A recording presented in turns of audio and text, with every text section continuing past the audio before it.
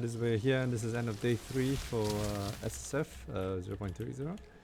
As you can tell, this build is pretty fast, does good single target damage, and because everything is so self-bound, you can pretty much be assured that it's quite accessible even in trade league. So I'm going to briefly cover what the core mechanic of this build is, how to go about playing it, and how to go about accomplishing the gear you need.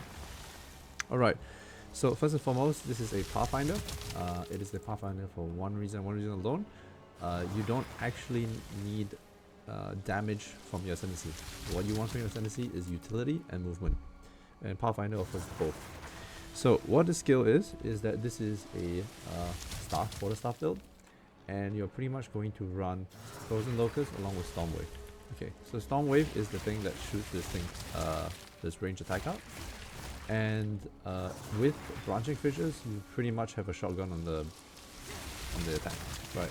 So although you do 30% less damage, so you do like 70% damage, you're multiplying it by 3. So that is 30% times whatever this multiplier is. So this multiplier is 378. So as you can tell, it is close to 1,000 damage per attack. It's pretty high.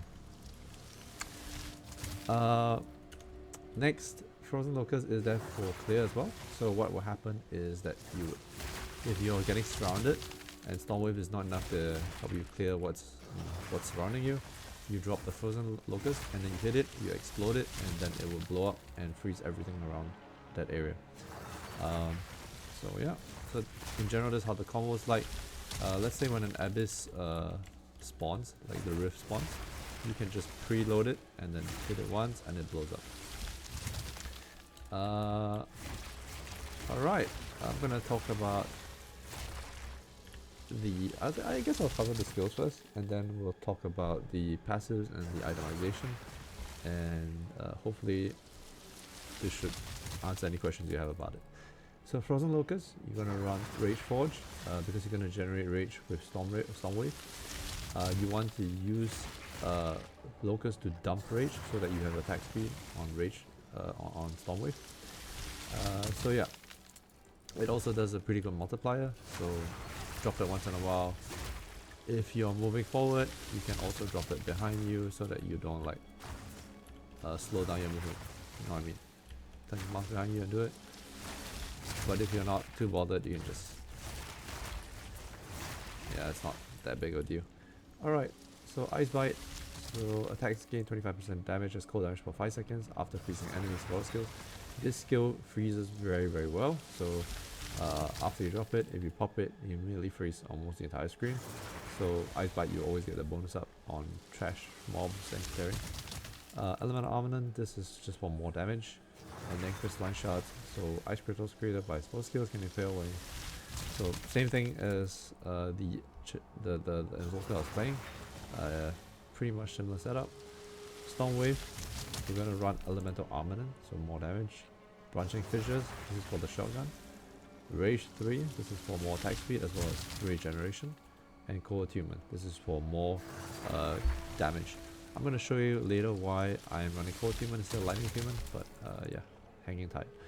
So you have Hunter Shieldar here, this gives Elemental Weakness, Rapid Attacks, Hidden Curse, as well as Prolonged Duration. Just to apply the Elemental Weakness so that you can pen bosses.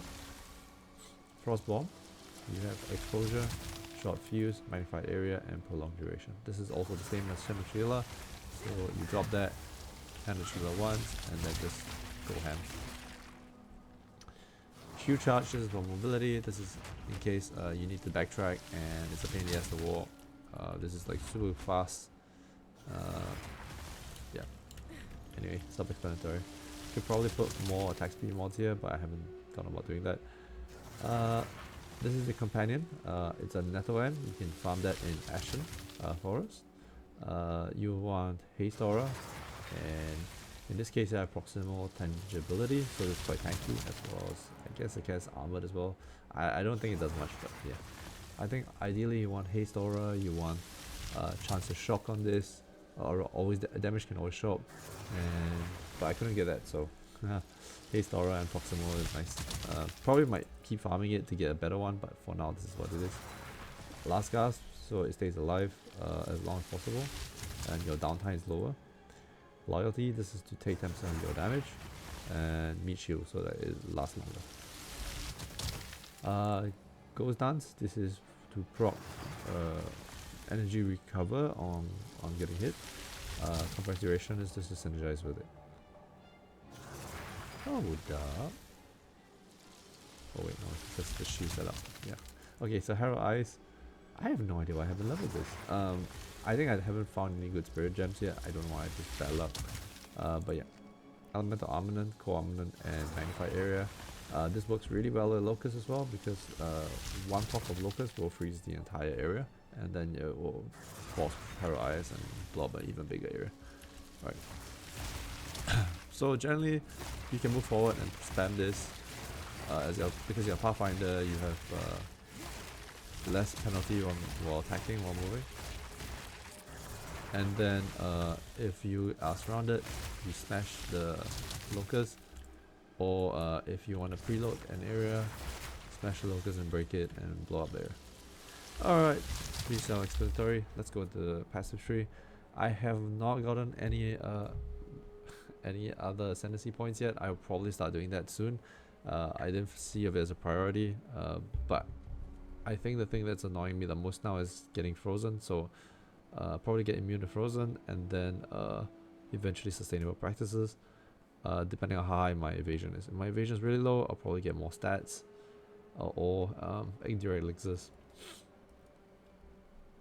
So what is enabling this build is this: running assault, 50% less movement speed penalty when using skills while moving. So yeah, can move really fast. If I could do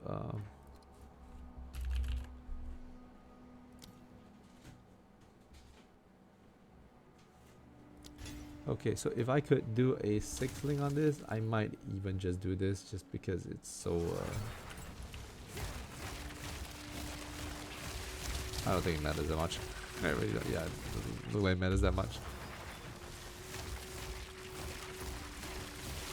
Okay, maybe it does. Yeah, if I could get 6-link on this, I'll probably do that.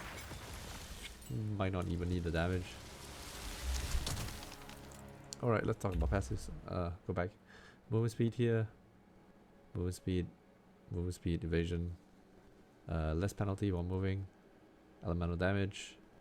Take physical damage as a random element. Companion AoE and your presence AoE. This helps you get the haste uptime, haste buff, as well as the what was it? Increased damage for your companions in your presence. That's gonna stay up longer. Down here you have attack damage as well as movement speed. Down here movement speed and skill speed. Down here for percentage damage, because you have Harrow Eyes, you do cold damage. You get more increased damage for cold. Movement speed penalty as well here.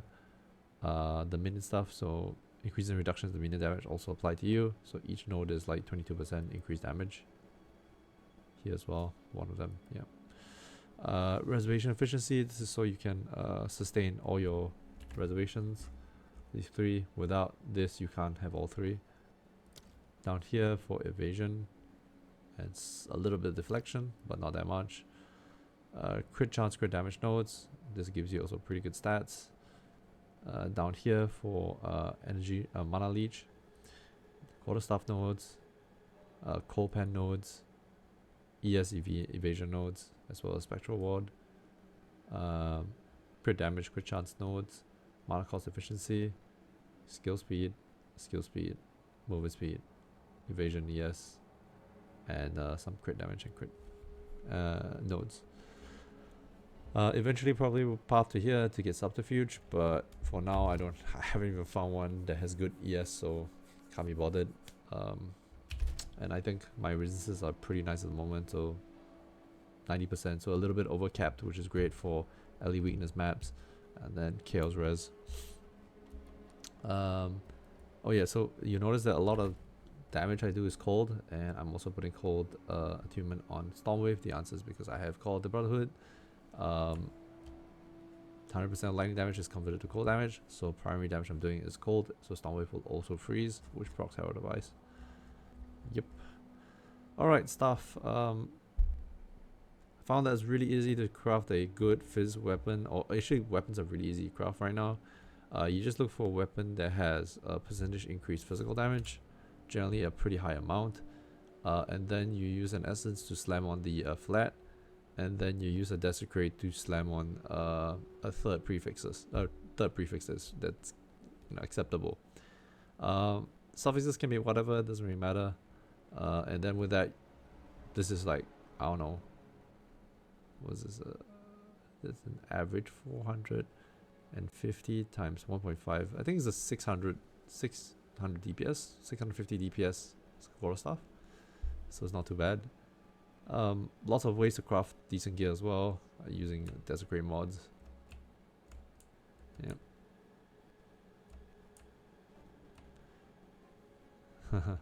So yeah, all in all, pretty straightforward. Not too complicated a build. I plan to eventually craft a decent fizzball and use that to make a poison setup.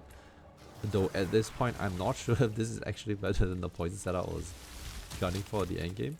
But I think for single target, the poison's gonna win or edge out. So yeah, I'll probably keep farming until I get there. But for now, this is what it is. Hope you guys enjoyed this video. POB is in the description. See you guys. I'm out. Bye.